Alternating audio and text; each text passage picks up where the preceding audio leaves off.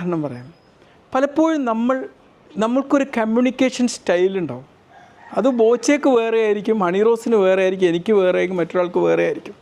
ഒരുപക്ഷെ എൻ്റെ സ്റ്റൈലിൽ വേറൊരാൾ കമ്മ്യൂണിക്കേറ്റ് ചെയ്താൽ അത് ചിലപ്പം ഒരു കമ്മ്യൂണിക്കേഷൻ്റെ ഒരു മിസ്റ്റേക്കാക്കുകയും അത് അപകടം ഉണ്ടാക്കുകയും ചെയ്തെന്ന് വരാം. ഇപ്പോൾ ചില ആൾക്കാരൊക്കെ ഉണ്ട്, അവർ കണ്ടാൽ എപ്പോഴും ഇങ്ങനെ തെറി മാത്രം പറഞ്ഞുകൊണ്ട് വരുന്ന ആളുണ്ടാവും. ആ തെറി പറയാമെന്ന് പറഞ്ഞു കഴിഞ്ഞാൽ ആ വ്യക്തിയെക്കുറിച്ച് അറിയുന്നവരെ സംബന്ധിച്ചിടത്തോളം അത് ക്വറ്റ് നോർമലാണ്.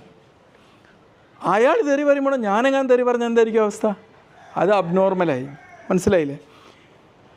ഇനിയിപ്പോൾ ഹണി റോസ്, അവളുടെ വസ്ത്രധാരണം അത് അവൾ സെലക്ട് ചെയ്യുന്നതാണ്. അത് അവൾക്കൊരു മോശമായിട്ട് തോന്നിയിട്ടുമില്ല.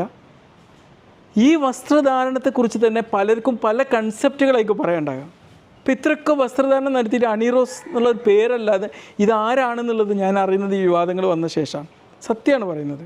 നമ്മളൊരു ഇൻട്രസ്റ്റിംഗ് ഫീൽഡ് അല്ലാത്തതുകൊണ്ട് നമ്മൾ ആ കാര്യത്തിലേക്ക്